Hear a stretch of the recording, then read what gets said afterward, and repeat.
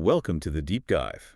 This is your shortcut, your way in to really getting your head around some of the, some of the most complex, fascinating, and sometimes, frankly, deeply unsettling topics shaping our world. That's right. We try to cut through the noise. Exactly. And today, imagine this.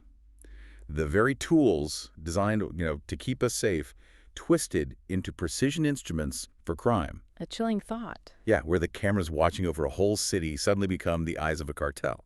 We're diving into a story today that, honestly, it sounds like it's ripped straight from a high-stakes thriller. But it's not fiction. Not at all. I assure you, it's not only very real, but incredibly unsettling.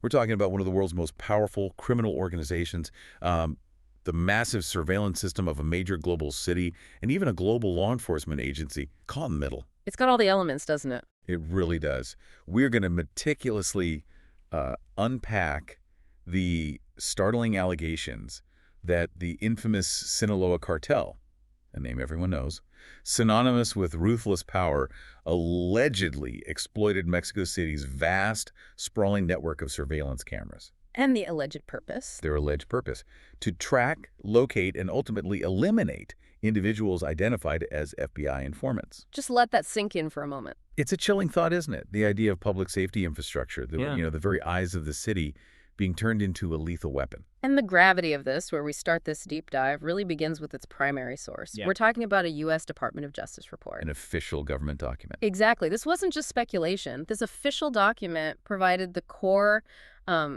disturbing details that then just spiraled, really, into widespread debate and intense public concern, first in Mexico, then beyond. And the media picked it up. Oh, absolutely. It was then picked up, scrutinized by numerous news outlets, and, as we'll definitely get into, it ignited a truly vigorous and, often polarized discussion online. So our mission here, for you listening. Right. Our mission in this deep dive for you, the listener, it isn't merely to recount the facts of this specific, deeply disturbing incident. It's more than that. We want to go deeper. We aim to meticulously unpack its intricate details piece by piece, as reported in these sources. We'll explore the far-reaching, the profound implications of such a significant misuse of surveillance technology. Which is everywhere now. Everywhere.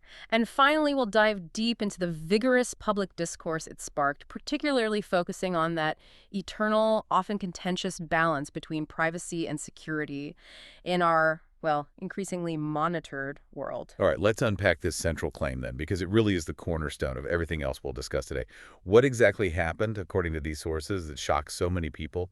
What was the core allegation that ignited this whole firestorm? Okay, so at its core, the allegation is, it's stark and, frankly, terrifyingly direct. A U.S. Department of Justice report suggests that the Sinaloa Cartel hacked Mexico City CDMX cameras. Right, the city's own cameras. The city's cameras, yes. Leveraged them to track and ultimately kill FBI informants. Kill them. That's the allegation. And it's not vague, it's not a generalized claim. It points to a specific year, 2018, when these alleged actions took place. That gives it a chilling specificity, doesn't it? It really does. So where did this first break? How did it become public? Well, the initial public revelation of this deeply troubling incident first emerged online. It was June 28, 2025, at precisely 01.14 UTC via an X post, Twitter, from a user named Luis Cardenas MX. Just an X post initially. Initially, yes. Okay. But what gave this post immediate weight, what drew significant attention, was that it didn't just throw out an accusation, it explicitly cited the U.S. Department of Justice report as its source. Ah, okay. That adds credibility. It added a layer of official credibility to what might otherwise seem like a sensational, maybe even unbelievable claim. And the post itself, how did it phrase it? Oh, the X post itself was incredibly direct. It was clearly designed to grab immediate attention. It featured bold text, screaming, and I'm quoting here, "Scandal, Sinaloa Cartel used CDMX cameras to kill FBI informants." Wow. No mincing words there. None at all. This wasn't buried deep in some report summary. It was a headline, a public declaration designed to instantly convey the sheer gravity of the claim. Was there an image with it? Often helps on X. There was. Accompanying this explosive text was an image, a panoramic view of Mexico City. It looked like it was almost certainly taken from a public webcam. Like the ones you see online. Exactly. It even had a timestamp from 2017 and a www.webcamstomexico.com watermark. And this seemingly mundane detail, the webcam image, is actually quite telling, I think. How so? Well, it visually grounded the allegation in the sprawling, everyday urban landscape. It illustrated that the very public, widely accessible visual feed of the city had allegedly become, well, a clandestine hunting ground for the cartel. Using public webcams or the city's official surveillance, the post implies the official ones, right? The post strongly implies the official CDMX cameras mentioned in the DOJ report, the ones used for security and traffic. The webcam image might have just been illustrative of the city itself, setting the scene. The core allegation focused on the C5 system, the city's command and control center cameras. God, so the impact must have been huge. Immense. The immediate impact was huge. It alleged a serious security breach. It claimed that a major criminal organization hadn't just committed crimes, but had systematically exploited critical urban infrastructure. The very systems meant to protect people. Exactly. The surveillance systems intended for public safety allegedly turned against them for illicit and lethal purposes. This was a claim that resonated deeply, and it demanded an immediate public response. Okay, so it starts with this explosive ex-post citing a DOJ report. But was this just a rumor amplified by social media, which, let's be honest, happens all the time? Or was there more concrete information backing it up? Because an ex-post, however dramatic, can sometimes just be smoke without fire. That's a crucial question, and no, absolutely not just a rumor. While that ex-post was definitely the catalyst for the widespread public discussion, the information it contained was very quickly and extensively corroborated by multiple, highly reputable news outlets. Okay, like who? Well, these reports, dated just a day prior, actually, June 27, 2025, they confirmed the core details originating from the DOJ's audit. This lent significant weight to that initial social media alarm. For instance, you had Fox News reporting on a hacker who managed to compromise an FBI assistant legal attaché's phone data. An ALET, a senior FBI official overseas. Exactly. A senior FBI representative stationed abroad compromised their phone data and then leveraged CDMX cameras to, quote, eliminate witnesses. This was a direct and alarming alignment with the ex-post claims, painting a picture of deliberate, targeted action. So phone data and cameras. Yes, the combination. Then you had The Guardian, the UK paper, a respected international outlet. They went into further detail, describing how this hacker was explicitly identified as being employed by Joaquin El Chapo Guzman's faction of the cartel. El Chapo's people. Directly linked. This hacker reportedly gained sophisticated access to both phone records and the citywide camera systems. This wasn't just some random act of hacking. It was presented as a strategically executed operation by a major criminal entity. Any other sources? Yes, further corroboration came from Reuters and The Mirror. Both of them noted that this specific incident was highlighted as part of a broader critical audit conducted by the U.S. government. An audit about surveillance. Precisely. This audit was specifically focused on the challenges of mitigating the widespread and increasingly complex effects of ubiquitous surveillance. Their reports detailed precisely how the hacker identified an FBI ALT and then used the pervasive surveillance cameras to actively follow their movements, which ultimately led to the targeting of informants. So following the FBI agent to find the informant. That seems to be the implication based on these reports. It's a terrifying chain of events. So as you can see, this is really far from just a sensational headline or, an unsubstantiated claim from a social media post. Definitely not. This is a thoroughly corroborated incident, drawn directly from official U.S. government reports and then verified and detailed by multiple independent, reputable news outlets. Right. And that consistent corroboration from diverse sources really underscores the sheer severity and the deeply concerning nature of this security breach. It demonstrates a terrifying vulnerability in the very fabric of modern urban infrastructure designed ostensibly anyway for the public good. It makes the threat undeniably real. Undeniably. So the what is chillingly clear. The allegation is stark. But the how? That's where it gets really interesting and, frankly, deeply unsettling. Yeah. How exactly did a criminal organization, even one as powerful as the Sinaloa Cartel, manage to turn city surveillance into such a lethal, precise tool? This wasn't just someone, peeking at a single camera feed, was it? No, definitely not. This implies a systemic exploitation. You've absolutely hit on the crucial question there. No, this was far from a simple act of, looking over someone's shoulder. It was described as a multifaceted and chillingly effective operation. It leveraged both digital access and physical surveillance capabilities. Okay, break that down. Digital access first. Right. So the core of their modus operandi, according to the reports citing the DOJ audit, involved a hacker. This hacker was working directly for the Sinaloa Cartel. Specifically for them. Yes, specifically for them. And this individual managed to gain sophisticated access to an FBI official's phone records. And critically, their real-time geolocation data. Real-time location. Wow. Think about that for a moment. Yeah. Having someone's personal communications history and their precise live location, it's like, as you said, putting a digital tag on them. So they knew where the agent was, potentially minute by minute. That's the implication of accessing real-time geolocation data, yes. But, and this is key, that wasn't enough on its own to track informants necessarily. Right, you need eyes. Exactly. The truly terrifying synergy, the key to their alleged lethal precision, came when this highly sensitive personal information, the agent's location and potentially communications, was combined with access to CDMX surveillance cameras. The city's eyes. The city's eyes. Yeah. The sources note that with these two pieces of the puzzle, precise personal data from the phone and pervasive real-time camera access, the criminal group was then able to, quote, track and kill FBI informants. It paints a horrifying picture. It really does. A vivid and horrifying picture where digital information isn't just about privacy anymore. It becomes a direct enabler for physical harm and lethal action. It's a stark demonstration of how data and physical surveillance, when merged by malicious actors, can become an incredibly potent, anonymous, and, well, destructive combination. Do we know the exact technical method? Was it a specific hack or something else? That's where the public reports get a bit less specific. They don't detail the exact technical exploit used to gain camera access. Was it, a zero-day vulnerability in the camera system's network?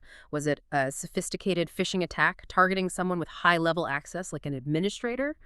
Or, and this is something that came up a lot in the public reaction we'll talk about, was it potentially insider access facilitated through corruption? Someone on the inside letting them in.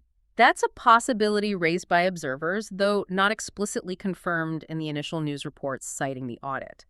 But the outcome, regardless of the specific method, was this chilling level of real-time control over this vast urban eye. The sophistication, therefore, lies not just in the potential technical skill of the hack itself, but maybe even more so in the operational intelligence.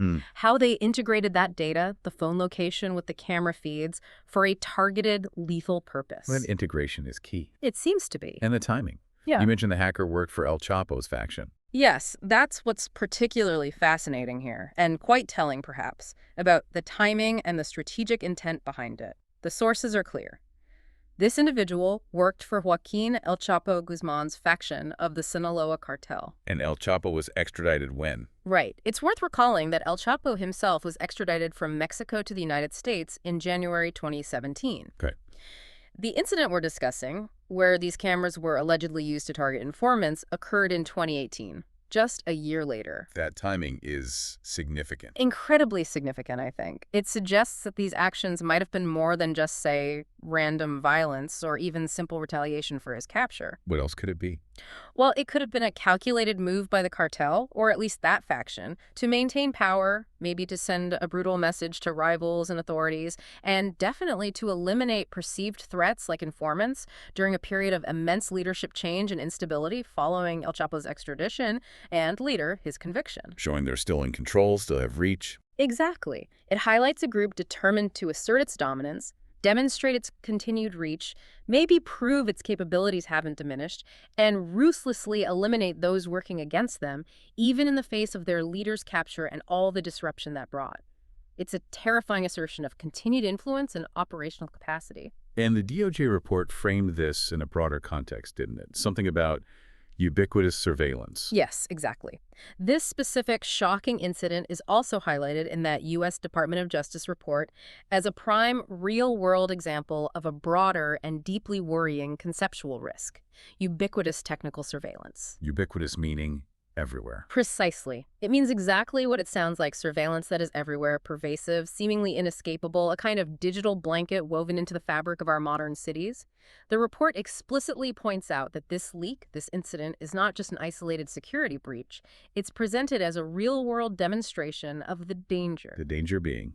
The danger where not just official cameras, but potentially location data from phones, call records, maybe even signals from various Internet of Things devices, IoT things like smart speakers or connected cars, all of which are increasingly common in our urban environments, can become, and I quote the report again, lethal tools in the hands of organized crime. So it's not just cameras, it's the whole connected ecosystem. That's the implication of ubiquitous technical surveillance. It's not a theoretical threat anymore. This incident suggests it's a proven reality with potentially devastating consequences. Did other sources comment on that aspect? Yes, investing.com, which also reported on this, underscored a critical related point. They noted that recent technological advancements have actually enabled less sophisticated actors to exploit vulnerabilities. Less sophisticated, so it's getting easier. That's the alarming implication. This is a crucial insight. It means achieving this kind of impact might not necessarily require a super hacker character from a spy movie, someone with extraordinary, incredibly rare skills. Right. The true danger revealed here, perhaps, is the alarming democratization of these potentially destructive capabilities. It lowers the barrier for potentially any malicious actor, not just powerful cartels, maybe smaller criminal groups, maybe even individuals, to weaponize technology that's already deeply woven into the fabric of our daily lives. So making once complex exploits more accessible. Exactly. Accessible to a wider range of criminal elements. This widespread availability of tools and techniques, combined with the sheer volume of personal and public data being generated constantly, it transforms the security landscape dramatically, and perhaps not for the better. So this really isn't just about one highly sophisticated individual hacker then, is it? It's much more about how easily this pervasive technology often designed with, good intentions like public safety or maybe just urban planning. Traffic flow, things like that. Right, how easily it can be weaponized if it falls into the wrong hands. It transforms from a tool of maybe benign observation or record keeping into a tool of lethal enforcement for criminals. That's a fundamental, terrifying shift in its potential. Precisely, you've nailed it. This incident serves as a stark, undeniable underscore of the inherent and, frankly, growing risks when surveillance technology, no matter how well-intentioned its initial design or purpose, is exploited by criminal organizations. And it raises huge questions about the systems themselves. Immediately. It raises critical concerns about the fundamental security of these urban surveillance systems. And remember, these systems are not unique to Mexico City. They're being rapidly deployed across cities worldwide as part of various smart city initiatives. Everywhere, yeah. And perhaps even more troubling than just the technical security is the point we touched on earlier. It highlights the deeply concerning potential for insider corruption to facilitate such breaches. The human element. Human element. It suggests that even the most technically robust security measures, the best firewalls, the strongest encryption, they can potentially be fatally undermined if there's a human element within the system, maybe an administrator, an IT technician, perhaps even a police official who is compromised. Through bribery, maybe threats. Exactly. Through bribery, coercion, maybe even ideological alignment in some rare cases. The point is, the how isn't just about digital code and hacking tools. It's about the intricate, often fragile network of digital access and human trust. And that trust can be broken. This single incident, then, as shocking and specific as it is, really points to a much larger global issue. It transcends one cartel, one city, one specific technology. Yeah. What does this deep dive tell us about the bigger picture of surveillance in our modern world? And maybe more importantly, why should it matter to us, to you listening right now? You're absolutely right to broaden the lens, because this is where the incident truly becomes a global cautionary tale, not just a story about Mexico City. This specific case, while tragic and localized in its immediate impact, is actually a vivid, undeniable illustration of that concept we discussed, ubiquitous technical surveillance as a systemic global concern. And the DOJ audit itself pointed to that. The very fact that this incident was detailed in a U.S. Department of Justice audit specifically focused on this pervasive technological landscape tells you this isn't being viewed as an isolated anomaly or, a uniquely Mexican problem. It's a recognized and deeply problematic trend that governments and security experts worldwide are grappling with. So what are the wider challenges? Well, as Hacker News noted in its analysis of this situation, the sheer proliferation of cameras, and think about it, it's not just the official municipal ones on traffic lights or buildings. Those private security cameras, doorbell cameras. Exactly. Private security cameras, dash cams in cars, doorbell cameras, cameras in shops, on businesses, inside homes even. That proliferation, combined with the incredibly active, often opaque trade of personal data, location data, browsing habits, purchase history, Via the brokers. data brokers, exactly. All of this presents monumental challenges, and these challenges aren't just for law enforcement agencies trying to maintain order or investigate crimes. They are for society at large, for all of us, trying to safeguard fundamental rights and the basic safety of citizens. We're just creating this vast web of surveillance. Almost unconsciously, yes. We are creating an environment where surveillance is literally everywhere, constantly collecting, aggregating, analyzing data. And the pathways for that data to be accessed, aggregated, and potentially exploited, whether by state actors for legitimate or illegitimate reasons, or, as this case chillingly proves, by sophisticated criminal organizations, those pathways are multiplying exponentially. It's becoming harder and harder to control who sees what and why. Which brings us back to that core tension. It brings us right back to that fundamental tension, that constant, often uneasy tug of war between privacy and security. And this incident, perhaps more vividly than almost any other recent case I can think of, lays that tension bare. How do we balance it? Well, that's the billion-dollar question, isn't it? How do societies, especially democratic ones that value individual liberty, truly balance the perceived benefits of widespread surveillance? And there are perceived benefits, things like crime prevention, faster emergency response, efficient traffic management, maybe even public health monitoring in some contexts. Right, the arguments for it. Exactly. How do you balance those against the inherent profound risks of misuse? And those risks aren't just from criminals like the cartel. They include the potential for government overreach, the gradual erosion of anonymity in public and private life, the potential chilling effect on free expression if people feel constantly watched. People might self-censor. Precisely. And the outright violation of fundamental privacy rights. It's a profoundly complex equation with no easy answers. And this incident really forces us, or should force us, to confront the terrifying downside of unchecked technological expansion, especially when it happens without corresponding, equally robust safeguards, accountability mechanisms, and transparent oversight. In thinking about the infrastructure itself in Mexico City. Yes, the incident specifically raises profound questions about the underlying security of Mexico City's vast surveillance infrastructure itself, the C5 system. Was this a highly sophisticated external hack that somehow bypassed multiple layers of digital defense? That's one possibility. And the insider threat again. Or was it, as some public reactions will discuss, and even some security experts speculate, facilitated by insider corruption, a breach from within? The possibility of either scenario, or perhaps even a combination of both, maybe an external hack made easier by internal negligence or complicity, points to vulnerabilities. And these aren't unique to Mexico City. Absolutely not. These kinds of vulnerabilities are by no means unique to CDMX. They potentially exist in any large-scale urban monitoring system anywhere in the world, as cities everywhere become increasingly smarter, more interconnected, relying heavily on these integrated surveillance networks. The smart city concept. It's a whole smart city concept. As that happens, the potential attack surfaces the points of vulnerability that can be exploited. They just expand exponentially. This case, unfortunately, becomes a chilling cautionary tale for every single urban center investing heavily in these powerful yet potentially perilous technologies. It forced in a tough question.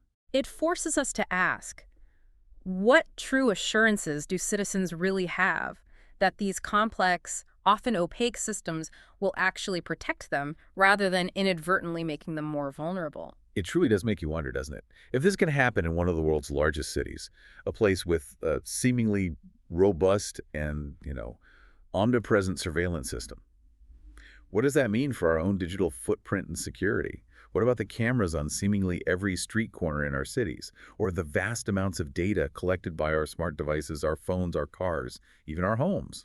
Suddenly, this doesn't feel so remote. It feels uncomfortably close to home. And it's precisely that personal connection, that feeling of this could affect me, that makes this incident so impactful and so urgent for you, the listener, to understand. In an increasingly connected world where, as you said, surveillance cameras are utterly commonplace, not just in public spaces like parks, subway stations, airports, but increasingly in semi-private and private areas too. Businesses, apartment buildings. Businesses, apartment buildings, even inside homes now, through consumer devices like smart speakers with cameras or security systems. And alongside that, your personal data is constantly being collected, aggregated, analyzed by countless entities many you've probably never even heard of. It's overwhelming. It is. And this incident serves as a stark undeniable and deeply personal reminder of the potential for all this data, all this technology, to be turned against individuals. How so, specifically? Well, think about it.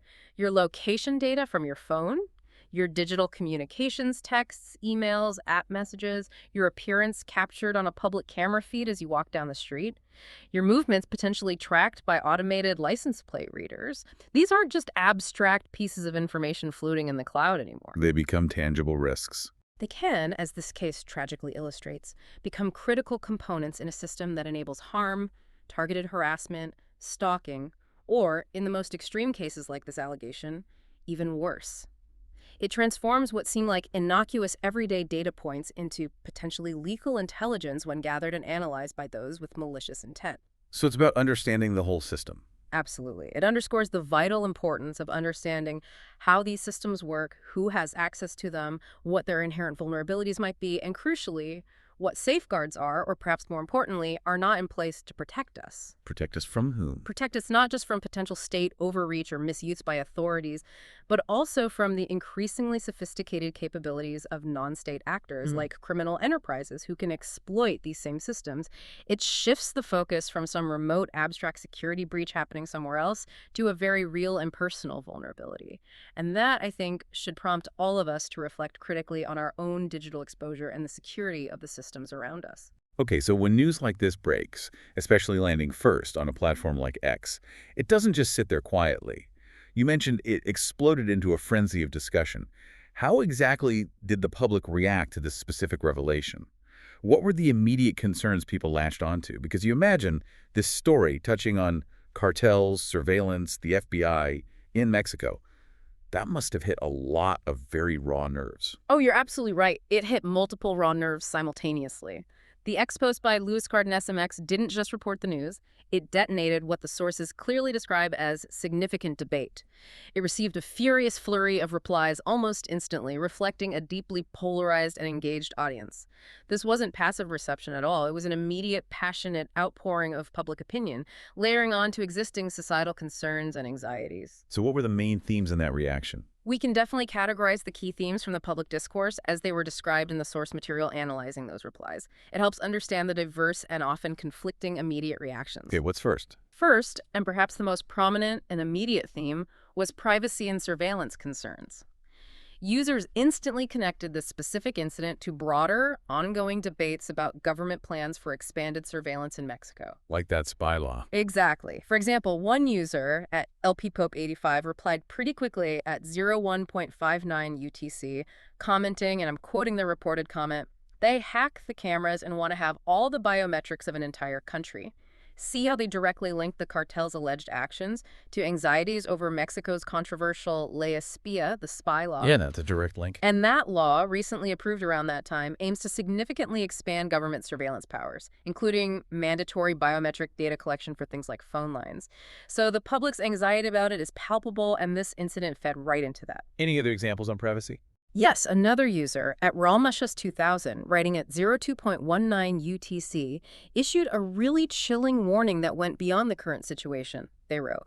And that was without biometric CRP, without Lava MX, without a mega real-time database. Now imagine when they have all your info crossed. Explain those terms, CURP and LAV-MX. Sure. CORP is Mexico's unique population registry card, like a national ID number. And LAVMX is a newer digital identity system the government was promoting, so the implication from that user is terrifying. If the cartel could do this before all that sensitive biometric and identity data was fully centralized and linked, imagine the potential for abuse or exploitation afterwards. Wow. So deep anxiety about future surveillance. Yeah. Profound, deep-seated anxieties among the Mexican public about expanding government surveillance powers. These comments highlight how incidents like the cartel's alleged exploitation of existing systems only amplify existing fears. Fears about how even official surveillance might be abused or compromised like this, or leveraged for profiling or control in the future. It points to fears of severe privacy violations and this pervasive sense of being constantly watched, with data potentially falling into the wrong hands, whether criminal or state. Okay, what was the next major theme? You mentioned political polarization. Yes. The second theme was a particularly strong current of political criticism, and it's really crucial to state here very clearly for you listening that these are reported reactions from the public discourse. They reflect the views expressed by these online users at that moment. We're absolutely not endorsing the claims made within them. Understood, just reporting the reaction. Exactly. We're simply reporting on the public's reaction as part of this deep dive into the event and its fallout. So, for instance, one user at El Chico Timidou, posting at 02.45 UTC, didn't hold back, directly accusing the ruling Morena party.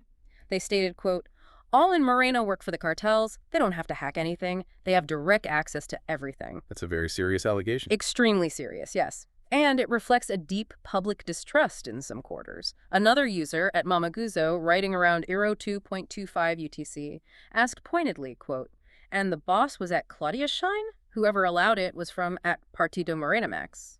They were referring, of course, to Claudia Sheinbaum, who was the mayor of Mexico City back in 2018 when the alleged incident occurred. So blaming the city leadership at the time. Directly questioning the leadership and implying political responsibility, if not complicity. These reactions demonstrate a potent political distrust among segments of the public. You see direct accusations of complicity, or at the very least, profound negligence, between the ruling party and powerful criminal organizations. It shows how charged the atmosphere is. Absolutely. It illustrates the highly charged political climate in Mexico, where security issues are frequently, almost inevitably, intertwined with historical allegations of corruption and perceived political ties to organized crime. The public's immediate leap to these kinds of conclusions really highlights those pre-existing tensions and suspicions. Okay, third theme. A third significant theme that emerged strongly was corruption and insider involvement. Building on the political criticism, many users were quick to speculate that the breach wasn't solely a sophisticated technical hack from the outside. They pointed to a more insidious possibility. Someone on the inside helping. Precisely.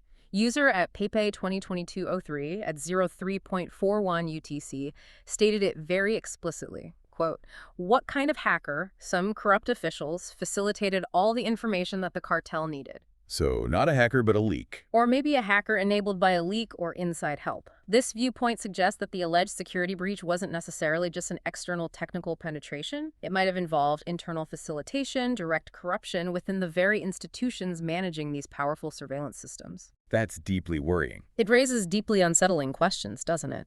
Questions about the integrity of the public servants and the governmental systems that are explicitly designed to protect citizens. It implies a fundamental breakdown of trust, potentially from within the system itself. Was everyone buying into the allegations or blaming the government? No, not entirely. On the other side of the discourse, we also saw reactions expressing skepticism and defenses of the government. Not everyone immediately accepted the allegations at face value or placed the blame solely on the authorities. Like what? For example, one user at 5 columns in line, posting at 01.53 UTC, questioned the evidence directly. They stated, quote, "We already know the answers. There are no proofs. Let them present the proofs." This effectively defends the government, or at least demands a higher burden of proof, suggesting the media or the initial reports might be exaggerating or simply lacking sufficient concrete evidence. Asking for the proof. Exactly. It represents a common reaction of skepticism, demanding concrete, undeniable proof. And sometimes it's a way to dismiss or downplay allegations, especially politically charged ones, in the absence of absolute clarity, or perhaps in an effort to avoid further destabilizing public trust in institutions. Okay, any other major themes? Yes. One final powerful theme that came through was tied to specific cases and impunity. Users expressed profound frustration and anger. Their logic was, if such advanced surveillance capabilities exist, and if they can apparently be exploited by criminals with such lethal precision, then why aren't they being used effectively to solve other crimes? Exactly. Why couldn't the same powerful capabilities be effectively used by the government to solve other high-profile, often unsolved crimes that plague the country and cause immense public pain? Can you give an example? Yes, user at Juan Jose Prado, writing very early at 01.24 UTC, articulated the sentiment with raw emotion. And incredibly, they can't use the same, or rather they don't want to use the same, to find the killer of Ximena and Jose. This is unacceptable. Now, I don't know the specific case of Ximena and Jose they're referring to, but the sentiment is clear. Intense frustration. Deep-seated public frustration with perceived governmental inaction, or worse, selective use of surveillance capabilities. Why does it seem to work for the bad guys targeting informants, but not for finding killers of ordinary citizens? This leads directly to bitter accusations of impunity for certain types of criminal acts, or for criminals connected to powerful people. It highlights a painful perceived disparity. If the system can be weaponized so effectively by criminals, why can't it equally protect innocent victims? That's a powerful point. It resonated strongly in the reply. So in summary, just looking at the replies to that single X post, and our sources cited over 10 specific examples, giving a good snapshot, they painted a complex, volatile, and deeply concerning picture of public sentiment in that moment. A real mix. A potent mix of outrage over the incident itself, a fertile ground for conspiracy theories about how it happened, urgent calls for accountability, all deeply intertwined with those broader privacy concerns and the highly politicized landscape of security in Mexico. It really shows how quickly a specific incident like this can tap into the collective consciousness and ignite pre-existing societal anxieties. It's incredibly clear the story didn't just report on a technical breach, did it? It tapped into this deep wellspring of public anxiety, political tension, and historical grievance, extending far beyond the initial details of the cartel's alleged actions. It really became a focal point, a symbol almost, for deeper societal concerns about trust, security, corruption, and governance itself. Perfectly put. It became much bigger than the sum of its parts almost immediately. So, as we start to wrap up this deep dive, let's bring it back home. What does all of this really mean for you, the listener, and for the future, especially as we all navigate this world that seems increasingly blanketed by surveillance technology? What are the truly profound implications that go beyond the headlines of this one specific, albeit shocking, incident? Right. Stepping back to see the forest for the trees. I think for you, the listener, this incident serves as an incredibly vivid, almost undeniable case study for the dangers of surveillance without robust security. That's the core lesson. It's not just a theoretical warning you might read in an academic paper or a privacy report. It's a demonstrated reality. A real-world example. A real-world example of how even systems designed with the intention of immense public good catching criminals, ensuring safety, can be turned into tools of profound harm when the security protocols around them are inadequate, or perhaps more insidiously, when the trust placed in the people managing them is compromised from within. Technology is a double-edged sword. Exactly. It forces us to confront that uncomfortable truth. Technology is almost always a double-edged sword.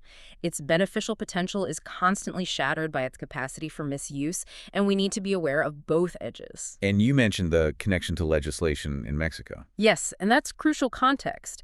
This discussion ties directly into broader legislative contexts, and it was particularly relevant in Mexico's political and social climate at that time. This incident emerged just as Mexico had recently approved, or was in the final stages of approving, that controversial Ley Espía, the spy law. The one expanding government powers. The one significantly expanding government surveillance powers, mandating biometric data collection for phones, potentially increasing access to digital communications, and so on.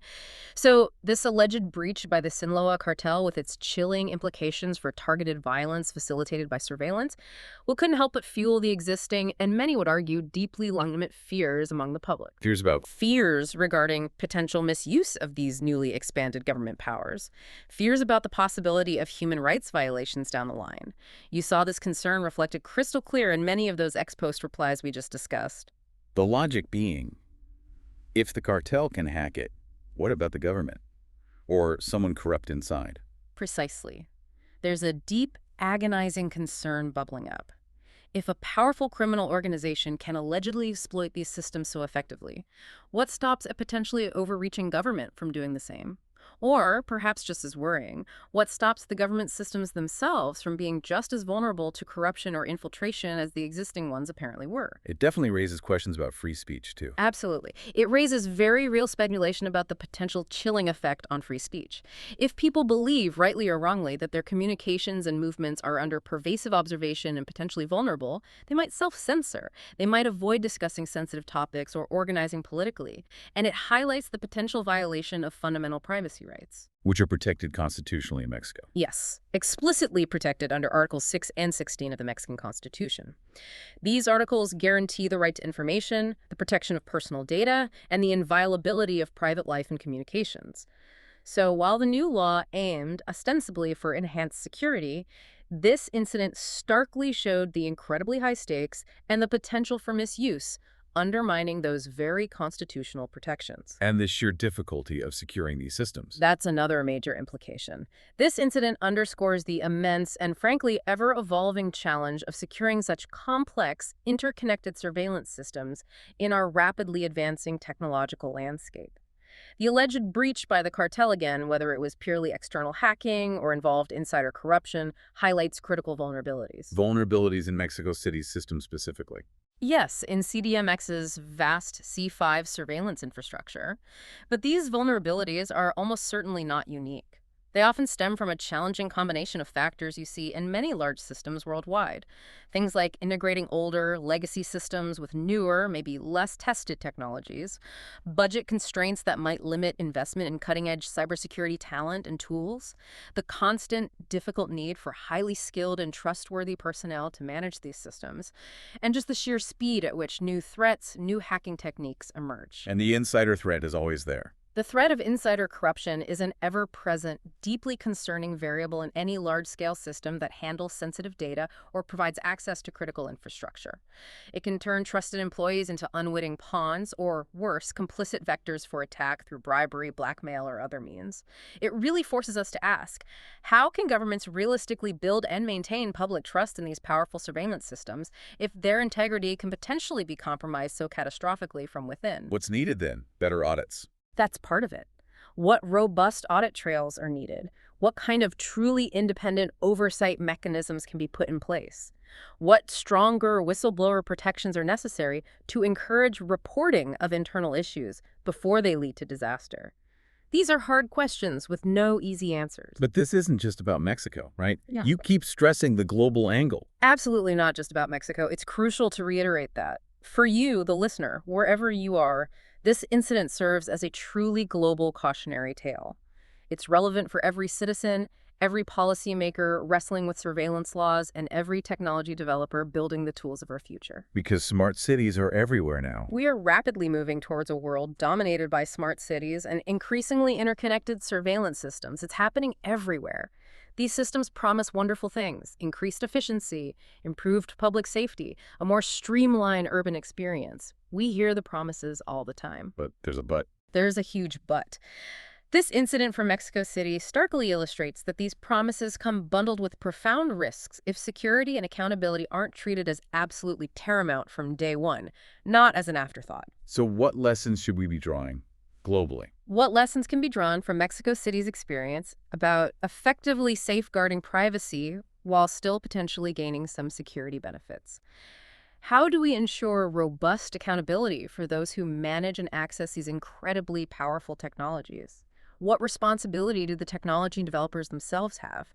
Should they be implementing privacy by design principles right from the start, making systems inherently less intrusive or easier to audit? And governments. What responsibility do governments bear in implementing truly rigorous oversight, conducting transparent, independent audits, not just internal ones, establishing crystal clear lines of accountability for system failures or abuses when they inevitably happen? And us as citizens. And perhaps most importantly, what responsibility do we as citizens bear in all this? Do we need to be more demanding of these safeguards?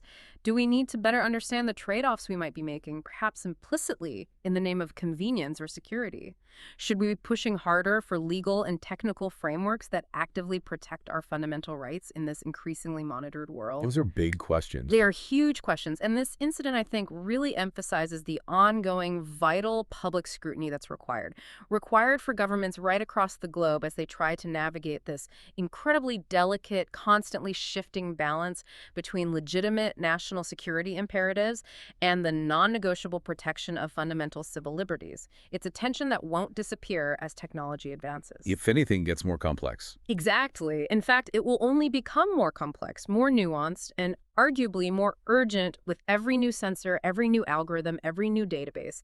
It demands our constant attention and our active engagement. Wow. This deep dive into the Sinaloa Cartel's alleged use of hacked cameras to target FBI informants, all stemming from that chilling U.S. Department of Justice report. It truly pulls back the curtain, doesn't it, on the profound and sometimes genuinely terrifying implications of ubiquitous surveillance. It really forces us to confront some uncomfortable truths about the world we are building, maybe faster than we can understand it. It certainly does, a real wake-up call. We've seen today how a single specific security breach or alleged breach can expose deep vulnerabilities, not just in the technical infrastructure of a city, but maybe more importantly in the very fabric of trust between citizens and their institutions. Trust is so fragile. It is. And we saw how it ignited fiery public debates, instantly connecting to anxieties about privacy, about political accountability, and how it underscored that ever-present, crucial, and maybe ultimately unresolvable tension between our desire for security and the need to protect our fundamental civil liberties. This wasn't just a story about technology. It was a story about power, about vulnerability, and about the unseen, often lethal forces at play in our increasingly connected, increasingly watched world. And perhaps, as a final thought for you, the listener, to mull over, if the very tools designed, purchased, and deployed explicitly to enhance public safety can potentially be weaponized with such devastating effect by criminal organizations, either through hacking or corruption, it raises a really fundamental question for all of us, doesn't it? Which is, In this relentless race for greater security, often framed as achievable through more and more pervasive technology, are we inadvertently, perhaps negligently, creating new, even more dangerous vulnerabilities? Vulnerabilities that might be harder to detect, harder to fix, and ultimately more catastrophic when exploited. And what will it truly cost us as individuals and as societies to protect the knowledge of who we are, where we go, and what we do in an increasingly transparent world where the lines between public and private are constantly blurring, and where every pixel captured, every data point collected, can potentially become a weapon in the wrong hands?